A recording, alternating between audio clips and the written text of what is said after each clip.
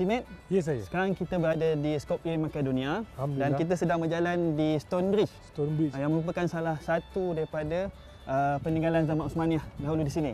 Okay. Dan di depan kita ni adalah Museum Ekologi. Dan untuk maklumat Altimet, umat Islam di sini adalah seramai 30%.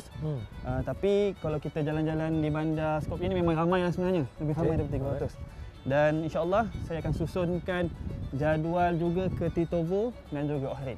Okey. Jom kita. Jom.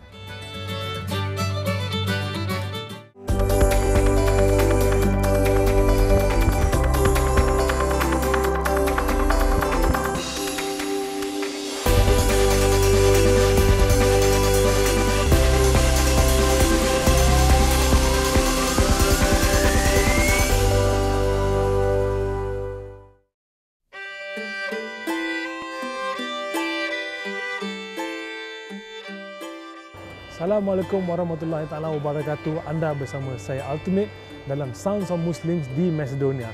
Dan kali ini kita akan menerokai integrasi masyarakat Islam di sini dari segi budaya dan juga muzik tempatan.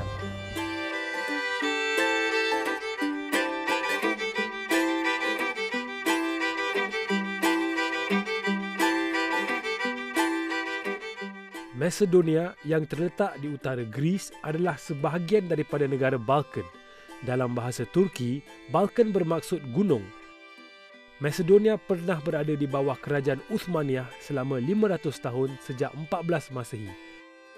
Tidak hairanlah penduduknya yang beragama Islam adalah kedua paling ramai daripada 2.1 juta jumlah keseluruhan penduduk. Macedonia, bekas Republik Yugoslavia, mendapat kemerdekaannya pada 8 September 1991. Dahulunya, Macedonia terkenal sebagai negara model keharmonian antara etnik di Balkan. Masyarakat di sini terkenal dengan sikap toleransinya. Penduduk asal di sini berketurunan Albania. Në Ballkan, kurse ilirët kanë qenë pranor të Ballkanit. During the Ottoman administration, the Albanians had very good privileges and they maintained to be leaders of that. So the period of peace here in this area was just during the Ottoman period, or as we call it, Pax Ottomana. During the 19th century in Skopje we had around 113 mosques. But during the 1990s we had almost 20 mosques. Setelah 25 tahun merdeka, ibu kota Skopje yang moden ini masih mengekalkan unsur-unsur tradisinya. Banyak tinggalan sejarah pemerintahan Uthmaniyah di sini yang dapat dilihat dari aspek seni bina bangunan dan masjid-masjid. Untuk meninjau lebih dekat masyarakat Islam di sini, saya bertemu dengan Latif Mustafa, seorang penuntut doktor falsafah yang bertugas di Yayasan Pendidikan dan Kebudayaan atau FOCIC di Skopje. Albanians and Turks are 100% Muslims here in Macedonia. And we have Macedonians who have been converted into Islam. So they are converters, they are Macedonians, probably with nationality, and but with religion they are Muslim. Yes, we have a lot of cases that Macedonian are being converted to Muslim. 35% officially of 25% of Muslims are Albanians, 10% are Turks, and the rest are Bosniaks, Torbesh, Roma. Yeah. Seperti kebanyakan penduduk di sini, Latif bukanlah penduduk asal Macedonia. Dia berasal dari Serbia dan berketurunan Albania. Sebelum melanjutkan pengajian di Istanbul dalam bidang tamadun Islam, beliau mendapat pendidikan awal di Pristina, Kosovo. Beliau juga mengendalikan sebuah program TV mengenai falsafah. The reason I came here is the identity of Skopje, which is a civilizational identity. So this is the reason I came, the first. The second, the need that population has here to be much more informed for contemporary philosophical and sociological trends in the world. So this is another point. The third one is because my city was, when I was born, is just 60 kilometers from here. Menurut Latif, kini negara-negara Balkan menghadapi pelbagai cabaran. Antaranya masalah ekonomi, nasionalisme, pendidikan dan cabaran dalam membina kehidupan baru selepas peperangan.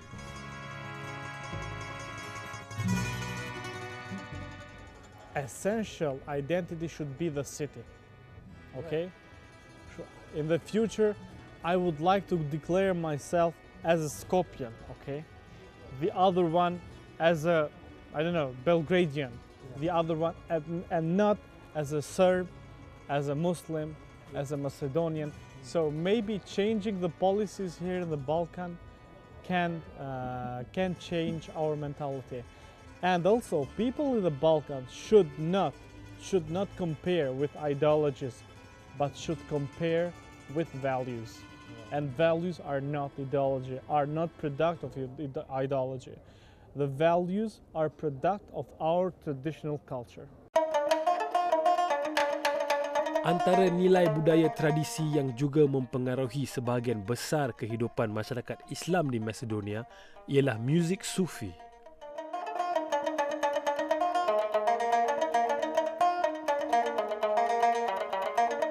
Bagaimana muzik Sufi dapat dikaitkan dengan mendekatkan diri kepada pencipta yang maha kuasa? Kita bersama ahli muzik Sufi terkenal Macedonia selepas ini.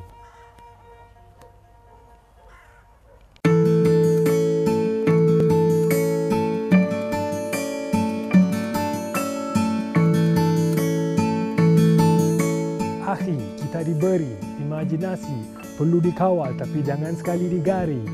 Ukhti, anugerah ini bukti kau boleh berjaya dalam apa bidang yang kau sudi ceburi.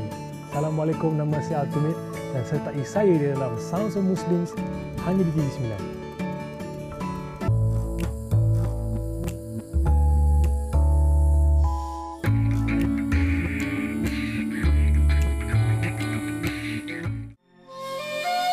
Saya juga ke sebuah lagi bandar yang mempunyai ramai umat Islam, iaitu Tetovo, yang terletak 45 minit perjalanan dari Skopje.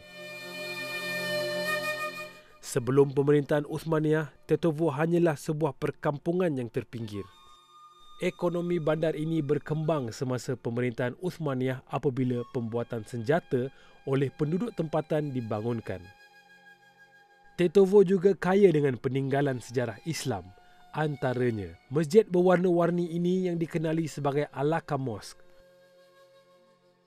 Masjid ini dibina pada tahun 1566. Masjid ini didirikan oleh dua wanita, Hursida dan kakaknya Mansurah. Kehebatan hiasan dalaman dengan lukisan flora dan fauna, pemandangan Mekah serta tulisan khat yang berwarna-warni menjadikan saya tenggelam dalam suasana ketenangan.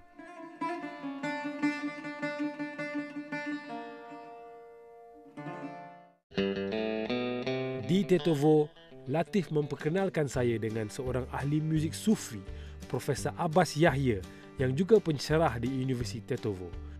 Beliau mula menghafaz Quran sejak berusia 13 tahun dan tamat hafiz ketika berusia 15 tahun. Setelah tamat ijazah sarjana muda, dia bertugas di Universiti Sarajevo sebelum melanjutkan pengajian di Izmir, Turki dalam bidang pengajian Islam. Semasa di Izmir, beliau juga mengikuti pengajian muzik khusus kepada alat muzik ney. Di sinilah minatnya terhadap muzik Sufi bermula. Menurutnya, muzik adalah sebahagian daripada kehidupan manusia.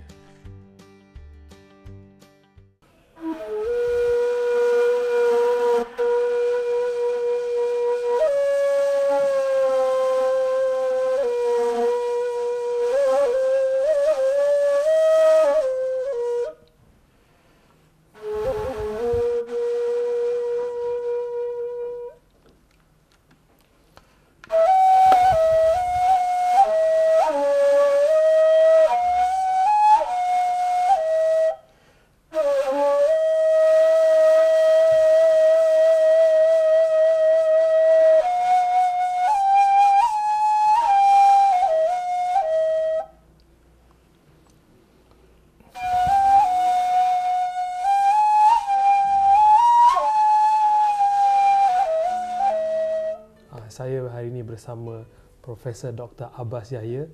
Dia seorang ahli muzik sufi dan juga profesor di Universiti Trakya, fakulti teologi atau agama dalam jabatan muzik spiritual atau muzik yang berteraskan agama.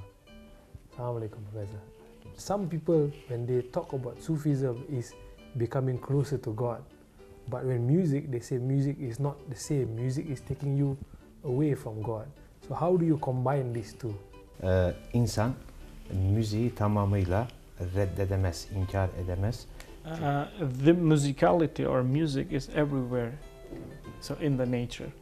And if we consider the human being is a part of the nature or part of the creation, human being cannot refute or refuse the music as it is. So if we are part of the nature.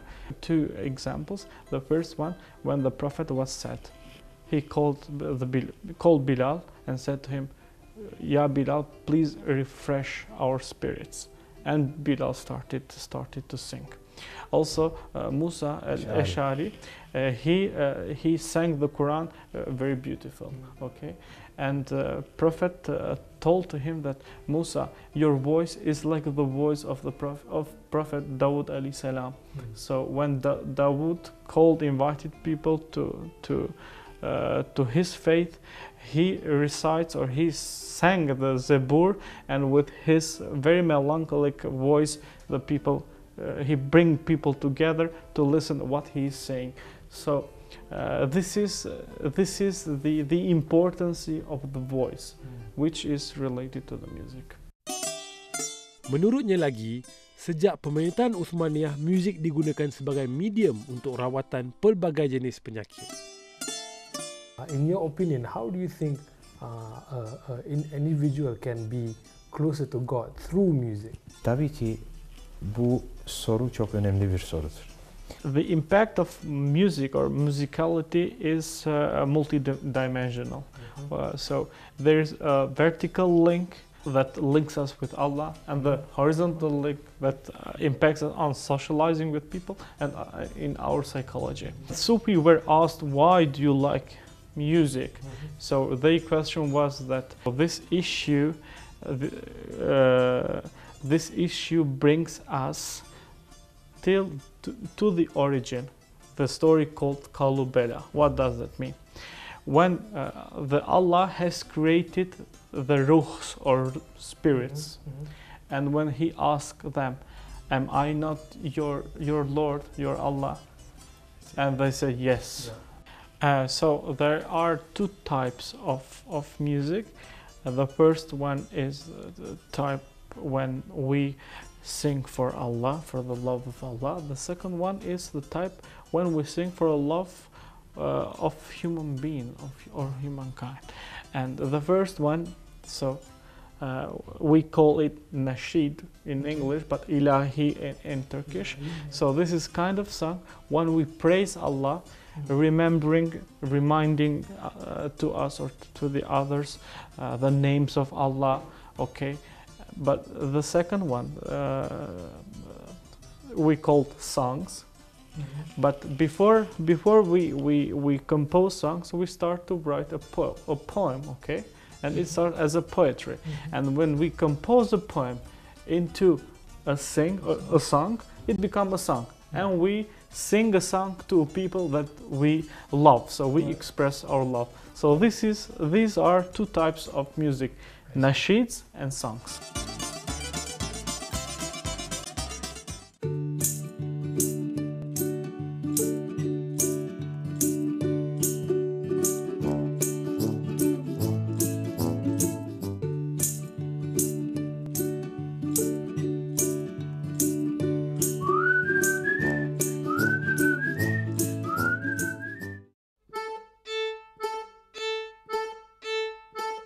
Tetovo yang majoriti penduduknya berbangsa Albania Macedonia mempunyai satu lagi keistimewaan, iaitu Harabati Baba Teke yang dibina pada abad ke-16.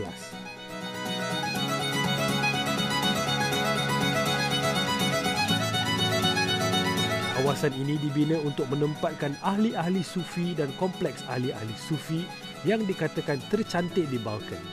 Kompleks ini juga tempat musafir bermalam.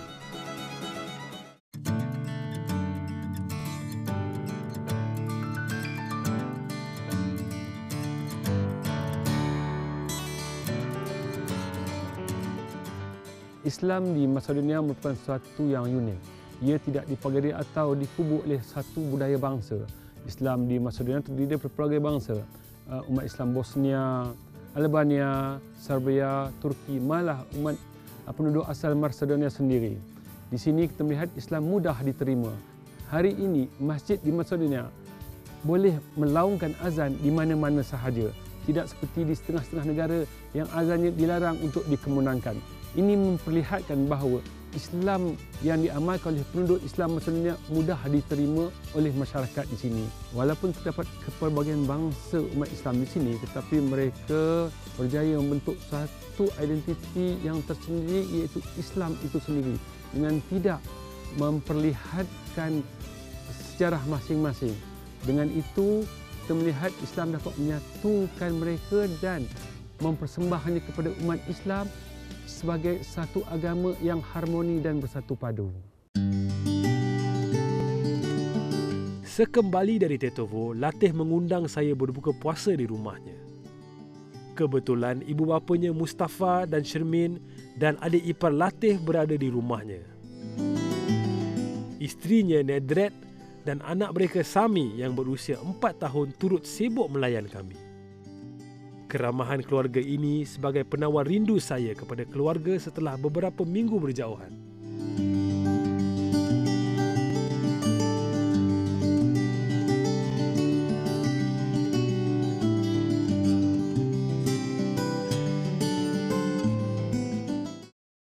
Soalan kuis mingguan minggu ini. Apakah nama ibu negeri Macedonia? Sertakan juga slogan saya gemar menonton Sounds of Muslims kerana tidak melebihi 20 patah perkataan.